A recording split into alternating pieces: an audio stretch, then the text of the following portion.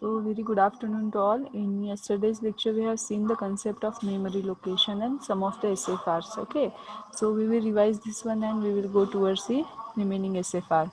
Now see, this is a memory organization. Means how the memory is divided into the different parts to perform different operations. Okay, now that is called as a memory organization. Now as we know that whatever 8051 is there, it will have separate RAM and separate ROM. Okay, so whatever the random access memory is there, it is also called as a data memory. So that data memory is divided into the different parts. Okay, so starting from 00 to 1F, it is divided into the 4 register banks. Okay, each register bank contains 8 registers, R0, R1 up to R7. Same way, bank 1 is also contains 8 registers of the same name, R0 to R7. Likewise, same structure present in bank 2 and same 8 register present in bank 3. So total you are having 32 registers. Okay, now the name of the register present in the bank 0 is R0 to R7. So name of the register present in bank 1 is also R0 to R7. So whenever you have specifically mentioned that move R0, R1, means whatever the data present in R1, you have to copy that data into the R0. But what R0? Which R0? Whether it is from the bank 0, whether it is from the bank 1, whether it is from the bank 2, or whether it is from the bank 3. How system comes to know? Then to know that system means to acknowledge that it is from the specific register bank, we have the register called as a PSW. In that, for whatever the bits 3 and 4 are there, according to that bit we have to select the particular register. Now these two registers are used to select the register banks. If these two bits are 00, then whatever the register you are using from R0 to R7, it is from the register bank 1 0.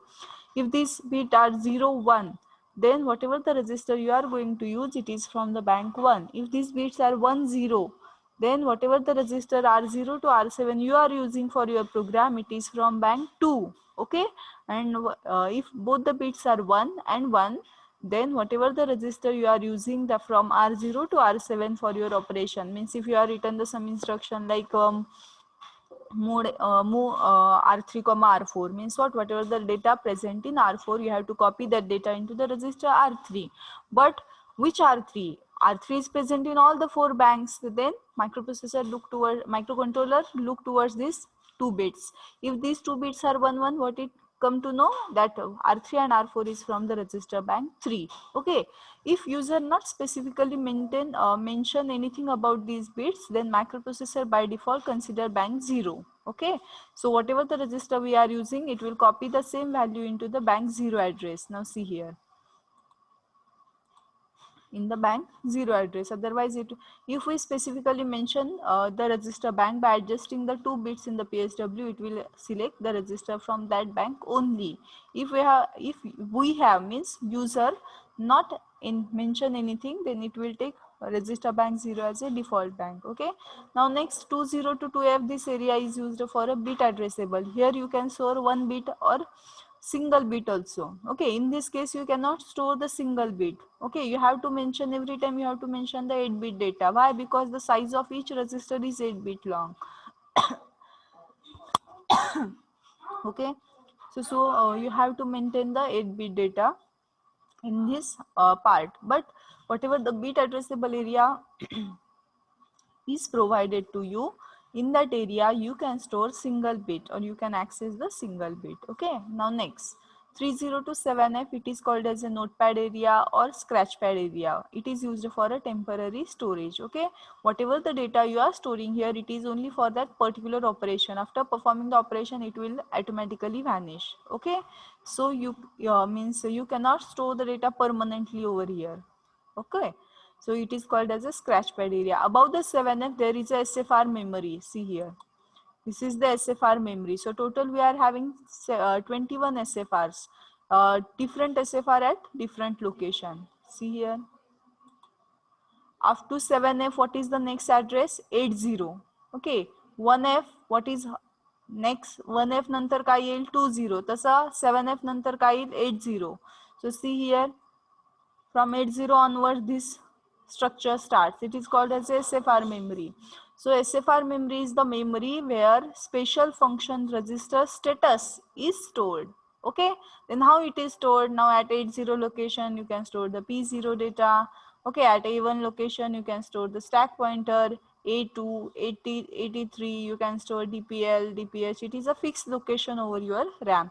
So G RAM तुम्हाला दिलेली आहे ती RAM म्हणजे काय memory आहे की ज्याच्यामध्ये तुम्ही रीड आणि राईट करू शकता. मग त्या मेमरीतले लोकेशन्स वेगवेगळे आहेत की मग रॅम मधले हे जे काही 0021F हा एरिया आहे हा तुम्हाला रजिस्टर बँक म्हणून दिलेला आहे. मग त्याच्यात परत प्रत्येक रजिस्टर 8 बीट रजिस्टर प्रत्येक बँकला दिलेले आहेत. मग ते तुम्ही यूज करू शकता. तिथून पुढे समजा आता आपण प्रत्येक वेळेस सांगतो की मायक्रो कंट्रोलर मायक्रो प्रोसेसर हा बाईट ॲड्रेसेबल होता. प्रत्येक वेळेस आपल्याला 8 बीट व्हॅल्यू द्यावीच लागत होती. मायक्रो कंट्रोलर मध्ये काही काही सिग्नल्स किंवा काही काही इन्स्ट्रक्शन्स अशा आहेत की ते बीट ॲड्रेसेबल्स आहेत की तुम्ही एका पर्टिक्युलर बीट सेट किंवा रिसेट करू शकता. मग ते एखादं बीट सेट किंवा रिसेट केलेलं कुठं स्टोअर करणार तर या बीट ॲड्रेसेबल एरियामध्ये. ओके ना. नेक्स्ट स्क्रॅच पॅड एरिया मध्ये काय असणार तर तुम्ही जे काही ऑपरेशन्स करता मग टेम्पररी स्टोरेजसाठी तुम्हाला ती व्हॅल्यू लागते. आता टेम्पररी स्टोरेजचं एक एक्झाम्पल घ्या की फॉर एक्झाम्पल तुम्ही 3 नंबर ऍड करताय मिनिमम असं कन्सिडर करू. मग 3 नंबर 1+2+3 आपल्याला करायचं आहे. आपण नेहमी कसं करतो 1+2 करतो.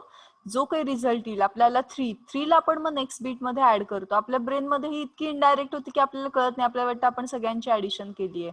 ओके सेम वे तुम्हाला जर फॉर एक्झाम्पल मी पहिल्यांदा 1 रुपये दिल्यानंतर 2 रुपये दिल्यानंतर 5 रुपये दिल्यानंतर 10ची नोट दिली टोटल किती सांगा केलं तर तुम्ही कसं करणार पहिल्या आधी 1+2 करणार त्याच्यामध्ये मग 5 ऍड करणार आणि नंतर मग 10 ऍड करणार. सो हे जे काही पहिल्या 2 तुम्ही ऍड केलं ते कुठं तरी स्टोअर व्हायला पाहिजे. आपल्या ब्रेन मध्ये तर इनबिल्ट मेमरी आहे पण आता आपण सिस्टीमशी डील करतोय किंवा मशीनशी डील करतोय. मग तात्पुरतं तो रिझल्ट स्टोअर करायला मग त्यांना टेम्पररी स्टोरेज लागतं. मग आता फॉर एक्झाम्पल 1+2+3 1+2चा जो काही रिझल्ट असेल तो इथे स्टोअर केला जाईल आणि नंतर मग त्या रिझल्टमध्ये थर्ड बीट ऍड केलं जाईल. ओके मग हे कोण यूज करतं तर सिस्टीम ते इंटरनली यूज करते. तिथली डेटा किंवा तिथल्या व्हॅल्यू जे आपल्याला विजिबल होत नाहीत. ओके सो फक्त एक सिस्टीमला तो स्पेस आपण अवेलेबल करून दिला का कारण की सिस्टीमला सुद्धा ऑपरेशन जेव्हा करायचं असतं तेव्हा जो काही डेटा आहे तो तुम्हाला कोणत्या तरी लोकेशनला स्टोअर करावाच लागतो. त्याशिवाय तुम्ही तो ऍक्सेस करू शकत नाही. असं कधीच होत नाही की तुम्ही कीबोर्डवर 2+3 दाबलं आणि सिस्टीमने ते ऍक्सेप्ट केलं. नाही जेव्हा आपण 2+3 करत असतो आणि कीबोर्डवर जेव्हा आपण 2 किंवा 3 दाबत असतो इंटरनली काय होतं की ते मशीनच्या कोणत्या तरी लोकेशनला स्टोअर होतं आणि मग मशीन ते घेऊ शकते. आता हे असं का होतं कारण पीसीला कशात इंटरेस्ट आहे लोकेशनला. मशीन कोणाच्या डोक्याने चालती पीसीच्या. पीसीने जी लोकेशन दाखवलं तिथलं फक्त एक्झिक्युशन करायचं काम कोणाचे सीपीयूचे. म्हणजे पहिल्यांदा आपल्याला जो काही डेटा आहे त्याला कुठल्या तरी लोकेशनला स्टोअर करावं लागणार आणि मग त्याच्यावर ऑपरेशन करावे लागणार. मग इथं 2 गोष्टी येतात की जो तुम्ही डेटा स्टोअर केलाय तो तुम्हाला कायमस्वरूपी पाहिजे किंवा का तुम्हाला फक्त ऑपरेशनच्या रिझल्टमध्ये इंटरेस्ट आहे. मग जर आपल्याला कायमस्वरूपी हवा असेल तर मग आपण ते फिक्स लोकेशन मध्ये सेव्ह करतो कंट्रोल एस करतो. आता समजा तुम्ही एखादं पीपीटी करताय तुम्ही काय करताय पीपीटी केलं टाईप करताय. ओके नाव पण ते काही तुमचं फिक्स लोकेशन नसतं. जेव्हा तुम्ही सेव्ह ॲज करता तेव्हा ते तुमच्या कुठल्या तरी मेमरीच्या पार्टमध्ये ते सेव्ह होतं. मग आता टेम्पररी लोकेशनला कसं असतं समजा एकदा तुम्ही करताय तुम्ही एखादी फाईल सेव्ह नाही केलेली आहे आणि मग लाईट येऊन गेली त्या केसमध्ये तुम्ही जो काही चेंजेस केले असतात ते निघून जातात का कारण की ते काही तुम्ही परमनंटली तिथं सेव्ह केलेले असतात का नाही. तसं पहिली गोष्ट काय लक्षात ठेवायची की सिस्टीमला डेटा जेव्हा ऑपरेट करते सिस्टीम तेव्हा तो डेटा कोणत्या तरी लोकेशनला स्टोअर असायलाच पाहिजे. ओके मग त्याच्यामुळे मग तुम्ही जर कम्प्युटर आर्किटेक्चर सब्जेक्ट बघितला तर मग तिथे तुम्हाला सीओ म्हणजे कम्प्युटर ऑर्गनायझेशन येतं की मग तुम्ही किती फास्ट किंवा कोणत्या टाईपच्या मेमरीमध्ये तो डेटा सेव्ह होतो त्याच्यानुसार मग तुमचे सिस्टीमचे ऑपरेशन किती फास्ट होतात. मग तो वेगळा विषय आहे. आता तिथं कन्फ्युज व्हायचं कारण नाही. आता फक्त तुम्ही मेमरी ऑर्गनायझेशन मध्ये काय लक्षात घ्यायचंय की जी काही टोटल डेटा मेमरी आपल्याला अवेलेबल केलेली आहे त्याचे पार्ट्स कसे आहेत आणि प्रत्येक पार्टचा यूज काय आहे. तर म्हणजे हे जे काही 4th पार्ट आहे ते रजिस्टर बँक्स आहेत. रजिस्टर बँक्स हा प्रत्येक रजिस्टर बँक 8 बीटचे 8 रजिस्टर कॅरी करतात. म्हणजे R0 to R7 हे 8 रजिस्टर्स आहेत. R0 ची लेंथ किती आहे 8 बीट आहे. म्हणजे जसं आपला अक्युमुलेटर 8 बीट होता बी रजिस्टर 8 बीट होता तसा R0 सुद्धा कसा 8 बीट आहे. मग आता जर तुम्हाला 16 बीटचा डेटा स्टोअर करायचा झाला तर R0 मध्ये करू शकता का नाही. आयदर तुम्हाला लोअर 8 बीट तरी स्टोअर करावे लागतील किंवा हायर 8 बीट तरी स्टोअर करावे लागतील. ओके मग हा जो एरिया आहे हा तुम्हाला रजिस्टर बँक म्हणून म्हणून दिलेला आहे, हा बीट ऍड्रेसेबल म्हणून दिलेला आहे की एखाद दुसरं बीट जर तुम्हाला सेव्ह करायचं झालं तर तुम्ही ते मग या बीटमध्ये सेव्ह करू शकता किंवा या एरियामध्ये सेव्ह करू शकता. स्क्रॅच पॅड एरिया म्हणजे काय की if you want to temporary storage, if you want some space for the temporary storage then you can use this scratch pad area or notepad area. आणि याच्यावरती जे आहे ते SFR मेमरी स्टार्ट होतात. Okay, see here there is a special function register. प्रत्येक SFRचं त्या फंक्शनसाठी म्हणजे त्या काय म्हणू शकतो आपण, टायमरशी रिलेटेड SFR टायमर्सला कंट्रोल करतील, इंटरप्टशी रिलेटेड SFR इंटरप्ट्सला कंट्रोल करतील. So SFR is a special function register. It is designed only for that particular function. इंटरप्टशी रिलेटेड SFR तुम्ही पॉवर सेव्हिंगसाठी यूज नाही करू शकत. If you want to handle the power you can go for the power control. Okay, म्हणजे काय की प्रत्येक SFRचं रिलेटेड एक फिक्स फंक्शन आहे आणि तो SFR मग त्या म्हणजे जेव्हा तुम्ही त्या फंक्शनशी डील करता, if you are dealing with the interrupts you have to go for the I and IP. If you are dealing with the input output pins you have to go towards the ports. Okay, so त्यांचं एक fix function आहे म्हणून याला काय म्हणायचं, special function. That's why it is the name as special function register. So as we know that in 8051 we are having total 21 SFRs. मग आपल्याकडे 21 SFRs आहेत. प्रत्येक SFRचं वेगवेगळ्या काहीतरी फंक्शनसाठी ते डिझाईन केलेले आहेत. नाव A B जर कॉमन SFR आहेत which we have already use in the 8085 microprocessor also. So accumulator is a general purpose SFR आहे की कोणत्याही ऑपरेशन मध्ये एक ऑपरेंट अक्युमुलेटर मध्ये असतो आणि जो काही रिझल्ट येईल CPU ऑपरेशन परफॉर्म केल्यावर तो सुद्धा कुठे असतो, अक्युमुलेटर मध्ये असतो. नाव बी रजिस्टर. CB रजिस्टर हा एक जनरल पर्पज SFR आहे की ज्याच्यामध्ये की जो फक्त मल्टिप्लिकेशन आणि डिव्हिजन इन्स्ट्रक्शन मध्येच यूज केला जातो. ओके, आणि डिव्हिजन मध्ये जो रिमाइंडर येतो तुम्ही डिव्हिजन करून जो रिमाइंडर राहतो तो मग बी रजिस्टर कॅरी करतो. मग तुम्ही म्हणा आन्सर कुठे असेल मॅडम, तर आन्सर तुमचं बाय डिफॉल्ट कुठे असणार आहे, it is in the accumulator. Okay, so next is a DPH and DPL, that is addressing external memory. Now we know the use of DPTR. DPTR म्हणजे काय, हा एक पॉइंटर आहे की जो एक्सटर्नल मेमरी ऍक्सेस करायला यूज केला जातो. पण DPTR नावाचं काहीच नाहीये. DPTR is a combination of DPH and DPL. Okay, so DPH and DPL ला एकत्र करून तुम्ही 16 बीटचा एक पॉइंटर तयार केलेला आहे आणि तो पॉइंटर मग तुम्ही एक्सटर्नल मेमरी ऍक्सेस करायसाठी यूज करू शकता. So whenever you are assigning the value to the DPTR you have to assign the value to DPH and DPL. Okay, so DPH is used to carry the higher order address value and the DPL is used to carry the lower order address value of the memory, external memory locations. Okay, next IA and IP, these two SFR are related to particularly to the interrupts. As we know that in 8051 we are having total 6 interrupts. कुठले कुठले सांगा, external interrupt 0, external interrupt 1, timer 0, timer 1, serial port and reset. Okay, reset means what? It is nothing but you are closing the microprocessor, you are shutting down or turn off the microcontroller. So it is of no, we cannot control the reset. Okay, after reset all your system is going to turn off. So you have to concentrate on the remaining 5 interrupts, which are these: external interrupt 0, external interrupt 1, timer 0, timer 1 and serial port interrupt. Now who tell me which are the 5 interrupts present in 8051? Who is going to tell?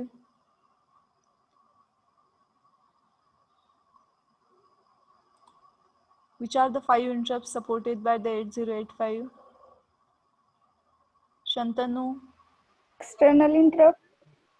Okay, good.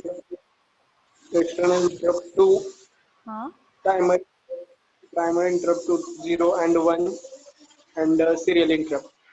Okay, very good. External Reset. interrupt 0, external interrupt 1, timer 0, timer 1 and serial control. Reset is the interrupt but which turn off the system. So we need not to control further. After performing the reset there is no anything which we can control. Okay, system automatically going to turn into off state.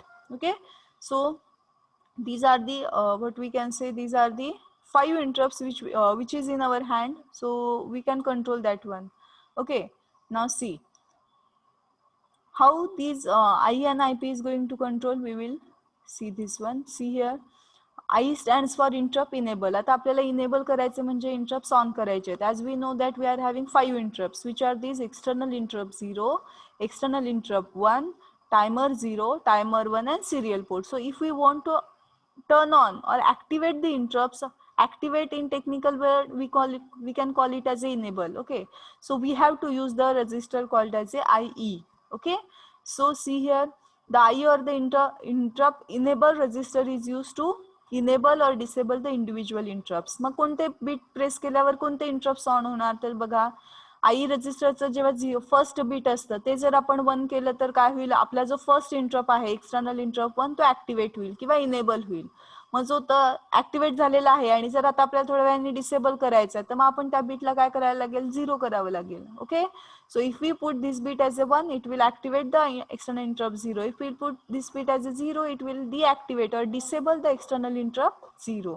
Now second bit बघा in I it is a timer 0. Okay, so this bit is used to enable and disable the timer 0 interrupt. So external interrupt 0, timer 0, external interrupt 1. So if you want to enable or disable the external interrupt 1, you have to make this bit as a 1 or 0. If this bit is a 1 it will enable म्हणजे काय, on करताय तुम्ही तो interrupt. If you put it as a 0 you have to make it off.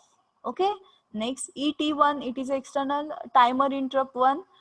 If we want to enable the timer interrupt 1 you have to make this bit as a 1. If you deactivate or disable, if you want to disable that interrupt then you have to make this bit as a 0. मग तुम्ही म्हणाल madam enable किंवा disable कसं करायचं, तर there is a instruction. Okay, now in this microcontroller you are having the instruction like set bit or reset bit. If you means write set IE.0, what is mean, your first bit you have to make it as a 1. Okay, if you put reset or clear IE.0, what it means, you have to make this bit as a 0. So by using this instruction you can activate that particular interrupt, or similarly you can deactivate or disable the particular interrupt. ES is nothing but the serial port interrupt. If you want to put this activate this serial port interrupt you have to put this bit as a 1. If you disable the serial port interrupt you have to make this bit as a 0. Now ET2 is not supported by 8051. Why? Because in 8051 we are having only 2 timers. दोनच timer आपल्याकडे आहेत. कुणी सांगितलं हे, फीचर्सनी सांगितलं. So timer 0 आणि timer 1. मग इथं परत टायमर 2 का ऍक्टिव्हेट केलाय, तर हा मुद्दामून इथं तुम्हाला समजायसाठी घेतलाय, कारण की काही बुक्स मध्ये हा बीट पण दिलेला आहे. बट इन 8051 तुम्हाला हा बीट ड्रॉ करायचा नाहीये का, कारण की इन 8051 आपण फक्त 2 टायमर यूज करतो. जे काही ऍडव्हान्स आणखी कंट्रोलर्स अवेलेबल आहेत लाईक 8031 वगैरे असतील तर त्या केसमध्ये तुम्हाला 3 टायमर्स असतात. मग त्या केसमध्ये तुम्हाला ते टायमर बीट पण ऍक्टिव्हेट करायला हा यूज केला जातो. ओके, सो जेव्हा तुम्ही आईची डायग्राम ड्रॉ करताल एक्झामला नॉर्मली आयपी पेक्षा आई जास्त वेळा विचारतात, कारण की एक्झामिनरचा हा फेवरेट क्वेश्चन आहे. As it is a favourite it is also favourite. म्हणजे हा कोणाचा फेवरेट झाला, ताठे मॅडमचा. तो इथून पुढे आपल्या जेव्हा टेस्ट होतील तेव्हा आई कंपल्सरी तुम्हाला विचारला जाईल. त्या केसमध्ये ET2 चुकून सुद्धा काढायचा नाही का, कारण की इन 8051 आपल्याला फक्त 2 टायमर्स आहेत. फक्त तुम्ही कन्फ्युज होणे म्हणून इथे मी नोट्स मध्ये तुम्हाला दाखवलेलं आहे.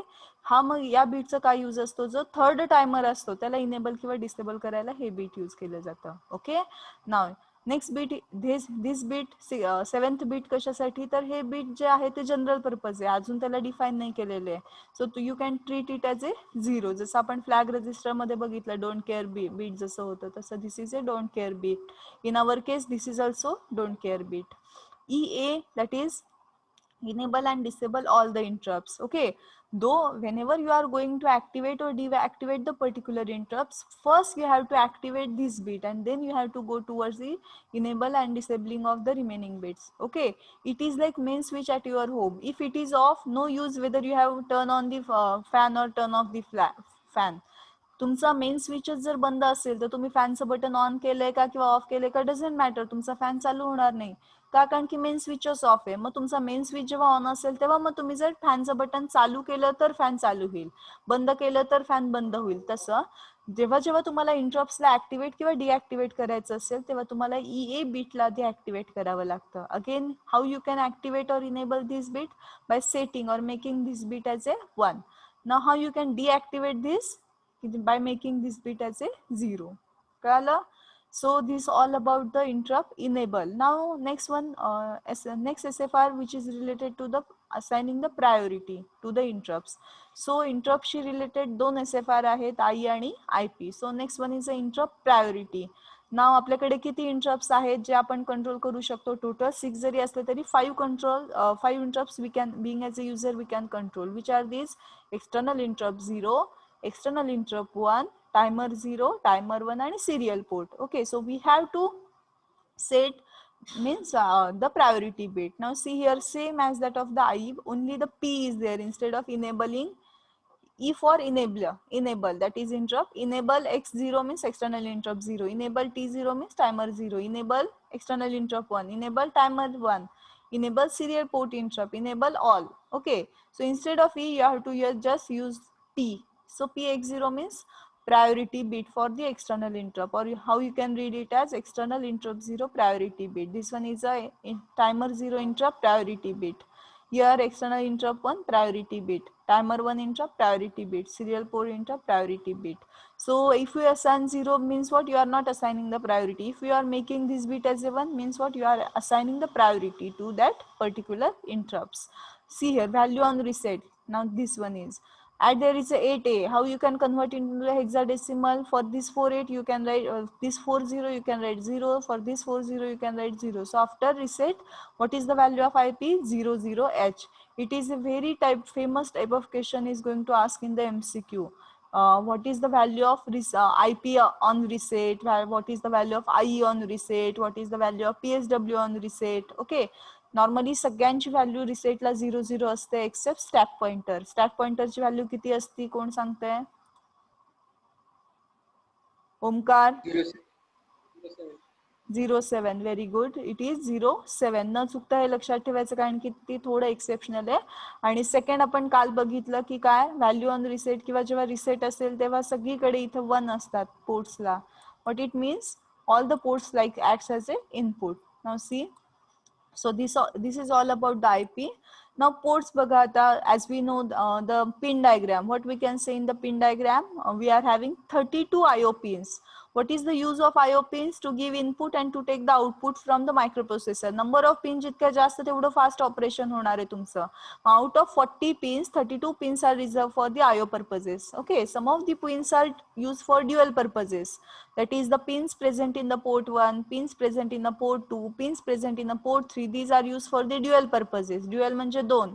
IO म्हणून काम करतातच आहेत, पण त्याशिवाय सुद्धा ते वेगळ्या कामासाठी पण पर्टिक्युलरली यूज केल्या जातात. Now see, as we know that 8051 support 4 ports. Each port is of the size 8 bit. प्रत्येक पोर्टची साइज किती आहे? 8 bit आहे. Okay. Now each port having the specific address in the SFR memory. Now see here, this is your SFR memory. So at 80 you are having port 0, at 90 you are having port 1, at A0 you are having port 2, at B0 you are having port 3.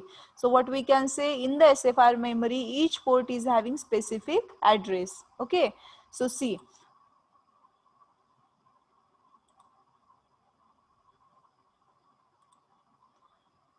now as we know that what is the main function of these ports? To provide IO pins. Input and output purpose साठी use करणं हे या main पिनचं main काम आहे. मग आता input म्हणून कधी ऍक्ट होणार आणि आउटपुट म्हणून कधी ऍक्ट होणार? Now see, for that if this bits are set, means सगळ्या पोर्टचे पिन जर वन्सला सेट केले, सेट म्हणजे काय, 1 दिलं सगळ्या पिन्सला, तर ते पोर्ट काय करतील? इनपुट म्हणून ऍक्ट होतील. So whatever the data we are giving, it will carry that data and giving that data to what your machine. म्हणून इनपुट म्हणून डेटा देतील कुणाला? सिस्टीमला. नाव जर या सगळ्या पिन्सला आपण 0 केलं तर काय होईल? Whatever the means data present given by the system, it will give that data from system to the your IO devices. म्हणजे आता समजायसाठी बघा, जर सगळ्या हे बिट्स वन्स असतील तर पेनड्राईव्ह मधली जी काही फाईल आहे ती तुमच्या PC मध्ये कॉपी होईल. म्हणजे काय? इनपुट म्हणून झालं. म्हणजे पेनड्राईव्ह मधली फाईल तुम्ही इनपुट म्हणून दिली कुणाला? सिस्टीमला किंवा आपल्या मशीनला किंवा आपल्या कम्प्युटरला. नाव हे बिट्स सगळे 0 असतील तर काय होणार आहे? या पिन्स आउटपुट म्हणून काम करणार आहेत. म्हणजे काय? मशीन मधून डेटा बाहेर जाऊ शकतो. कुठं? IO डिव्हाइसेसला. समजतंय ना? आता मग लक्षात कसं ठेवायचं? 0 आणि 1 कालच आपण सांगितलं. आता हे तुम्हाला कुठल्याही बुक्स मध्ये मिळणार नाही. माझी जी टेक्निक आहे ते तुम्हाला सांगते बघा, म्हणजे तुम्हाला इझी वाटत असेल तर.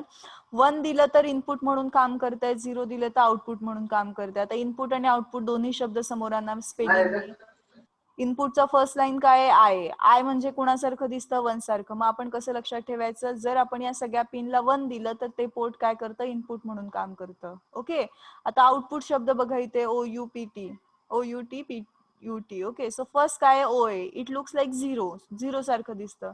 सो आपण कसं लक्षात ठेवू शकतो, सगळ्या पिन्सला जर मी 0 दिलं तर ते आउटपुट म्हणून काम करणार. ओके, आता जर मी या स्टेजला तुम्हाला विचारलं, if I am applying 0 to input port pin, then how that port acts like input or output if I have given 0?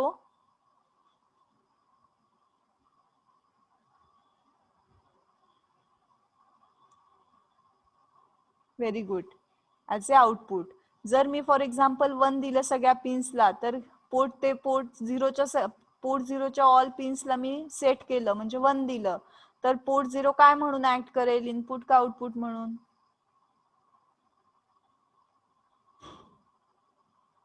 Okay, input. Very good. So this is all about your port structure.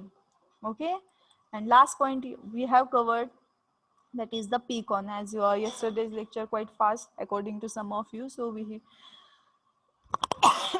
so today we will have revision. Okay, so see here, PCON is the SFR which is related to the power control. First thing, now what is mean by the power control? Means that in this case you can control the power. Okay, as we know that whatever the machine we are using, every circuit inside the machine needs some power or some operating voltage. Okay, once you get the operating voltage, means once you get give that power to the system, then and then only it will works. Now see, now for that you are having the two modes to control the power, ideal mode and the PD mode. In the ideal mode, what is the ideal mode? In this mode your all the internal circuit activates fully. Okay, in the power down mode, some of the circuitries are getting deactivated to save the power. So if you want to activate the ideal mode, you have to set this bit. If you want to activate the power down mode, you have to set PD bit. Is it okay? Now GF0 and GF1, these are the user defined flag. User ठरवणार की हे कधी set होणार किंवा कधी नाही होणार. Okay, now S mod means serial mode control. आता what is mean by serial mode control? Last time आपण बघितलेलं किंवा मी काल उडत सांगितलेलं तुम्हाला की हे मोड साठी यूज केलं जातं. नो सी, आता मोड म्हणजे काय बघा, की टायमर्स आपण जे यूज करतो त्या टायमर्सचे ऍक्टिव्हेशनचे मोड आहेत. ओके, मग हे मोड काय डिसाइड करतात, तर किती बिटचा टायमर आपण यूज करायचा. आता जेव्हा आपण टायमर सेक्शन मध्ये जाऊ तेव्हा ते तुम्हाला जास्त क्लिअर होईल, कारण की अतिशय सोपा पार्ट येतो आणि खूप इंटरेस्टिंग आहे. फक्त आता या स्टेजला लक्षात ठेवा की जे टायमर्सचे मोड आहेत त्याच्यामध्ये तुम्ही काय करता, तर एक बाउंड रेट म्हणून एक कन्सेप्ट असते, BAUD RAT. Baud rate concept काय असते, it decides the number of bit to be transmitted. Okay, आता हे समजून घेण्यासाठी मी एक एक्झाम्पल सांगते, तुम्ही मला याचा आन्सर सांगा, सो दॅट केस मॉड तुम्हाला जास्त क्लिअर होईल. आता कन्सिडर करा की आपल्याकडे 8 स्टुडंट आहेत आणि एक गाडी आहे. ओके, ना आता त्या गाडीची कपॅसिटी जर समजा 8 जण बसू शकत असतील असे आहे, तर तुम्हाला किती ट्रिप कराव्या लागतील त्या 8 स्टुडंटला A प्लेस पासून B प्लेस कडे न्यायला?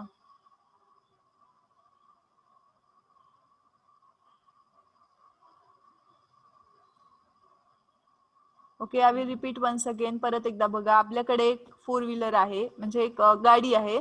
त्या गाडीची कपॅसिटी 8 स्टुडंट्सला कॅरी करायची आहे. ओके, ना आता आपल्याला 8 स्टुडंट्सला ए प्लेस पासून B प्लेस पर्यंत पाठवायचे त्या गाडीने, तर तुम्हाला त्या गाडीच्या किती खेपा कराव्या लागतील त्यांना घेऊन जायला?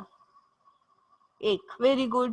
नाव आता फॉर एक्झाम्पल कन्सिडर करा की मी वेगळी गाडी दिली तुम्हाला आणि त्या गाडीची कपॅसिटी कन्सिडर करा की 4च लोक बसू शकतात अशी आहे. मग त्या केसमध्ये तुम्हाला 8 लोकांना पाठवायचं असेल तर किती टाइम, म्हणजे किती हे करावं लागेल? Very good. 2दा तुम्हाला काय करावं लागेल? ट्रान्समिट करावे लागतील सिग्नल्स. नाव अगेन समजा जर मी आता वेगळी गाडी दिली की ज्याची कपॅसिटी 2च आहे, ऍट ए टाइम 2च व्यक्ती जाऊ शकतात किंवा 2च स्टुडंट जाऊ शकतात, तर मग तुम्हाला 8 स्टुडंटला from A place to B place न्यायला किती वेळ लागेल? 4. याचा अर्थ काय की पहिल्या, ओके आता तुम्ही मला सांगा की कोणत्या केसमध्ये फास्ट ट्रान्समिशन झालं, वेळ कमी कुठे लागला? ओके, फर्स्ट केसमध्ये का कमी लागला? कारण की जो तुमचा कॅरियर होता किंवा डेटा ट्रान्समिशन रेट होता तो जास्त होता. आता स्टुडंटला जर आपण कन्सिडर केलं ऍज अ डेटा, तर डेटा ट्रान्समिशन रेट जास्त म्हणजे काय की नंबर ऑफ बिट्स तुम्ही जास्त पाठवले, 8च्या 8 बीट एकाच ह्याच्यामध्ये पाठवले. सेकंड केस मध्ये तुम्ही काय केलं की 8 बीट न पाठवता 4 पाठवले. ओके, सो तिथे तुम्हाला कन्सिडर करा की डबल टाइम लागला. नेक्स्ट केस मध्ये तुम्ही आणखी परत काय केलाय, डेटा तुम्ही कमी केलाय. ओके, सो तुम्हाला जास्त टाइम लागला. तो बाउड रेट ही कन्सेप्ट काय आहे, तर बाउड रेट म्हणजे तुम्ही डेटा रेट आहे की तुम्ही एकाच वेळेला किती डेटा ट्रान्समिट करू शकता. जितका जास्त डेटा आपण एकाच वेळेला ट्रान्समिट करू तेवढा ट्रान्समिशन टाइम आपला कमी लागणार आणि तेवढं तुमचं ऑपरेशन फास्ट होणार. समजतंय? सो जेव्हा तुम्ही टीम टायमर 1 ऑपरेशन साठी सिरियल कम्युनिकेशन साठी यूज करता, त्या केसमध्ये जेव्हा तुमचा ट्रान्समिशन रेट वाढवायचा असतो त्या केसमध्ये तुम्हाला एसमॉड बीट 1 करावं लागतं. ओके, सो आता या केसमध्ये इतकं डीप मध्ये तुम्हाला एसएफआर पिकॉन एसएफआर एक्सप्लेन करताना एक्सप्लेन करायची गरज नाहीये. सो सी, टीमॉड बीट तुम्ही जेव्हा 1 ला सेट करता तेव्हा तुमचा ट्रान्समिशन रेट डबल होतो. डबल होतो म्हणजे काय, बाउड रेट डबल होतो. बाउड रेट म्हणजे काय, आता जर तुम्ही 8 बीट ट्रान्समिट करत असाल तर नेक्स्ट जर तुम्ही एसमॉड बीट 1 ला सेट केलं पिकॉनचं, तर तुमचं काय होणार, ऍट ए टाइम तुम्ही 16 बीट सेंड करणार. म्हणजे काय की तुमचे ऑपरेशन फास्ट होणार. म्हणून याला काय म्हणायचं, SMOD, serial mode control bit. Okay, now C,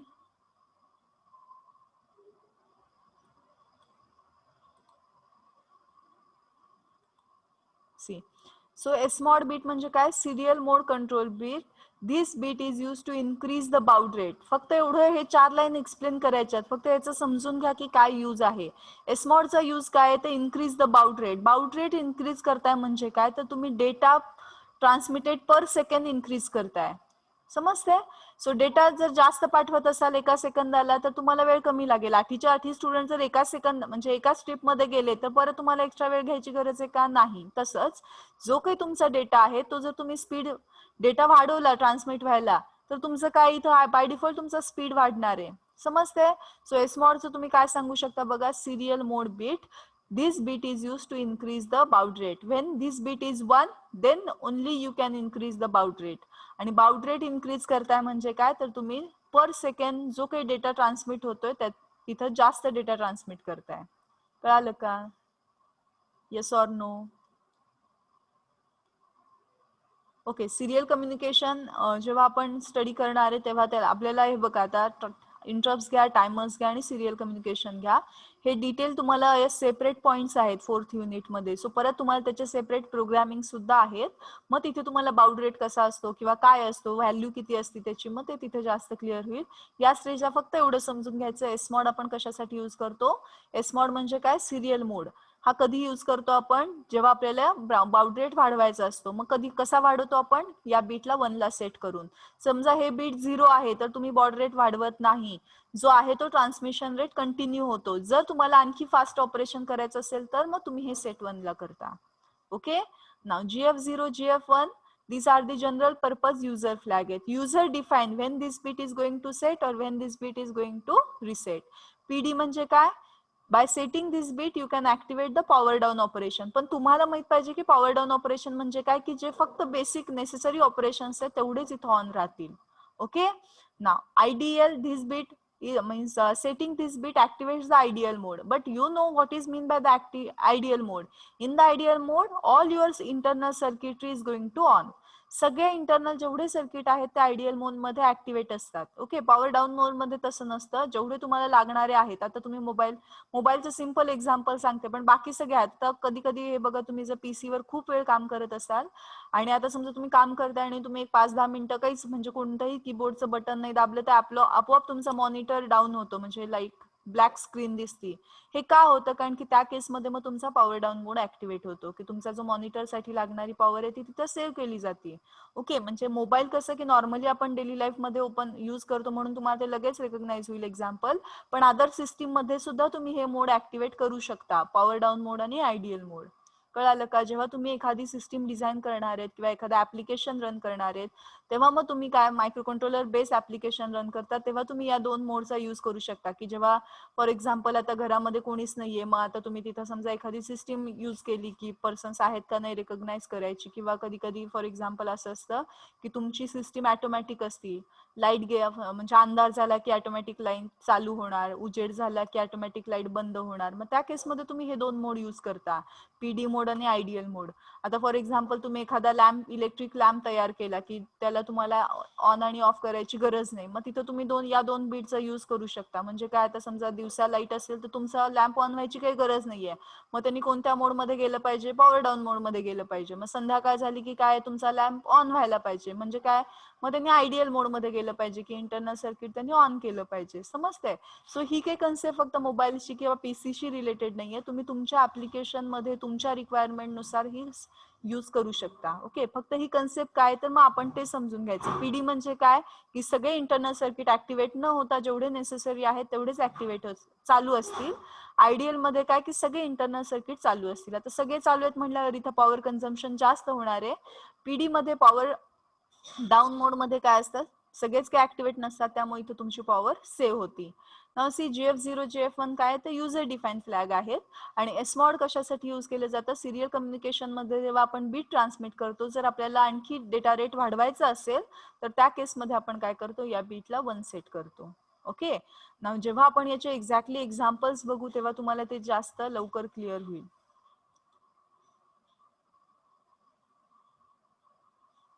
See here is a mode of operation, mode 0, mode 1, mode 2, mode 3. Okay, we will going to see in detail in the at the time of serial port communication, that is in the 4th chapter or 4th unit.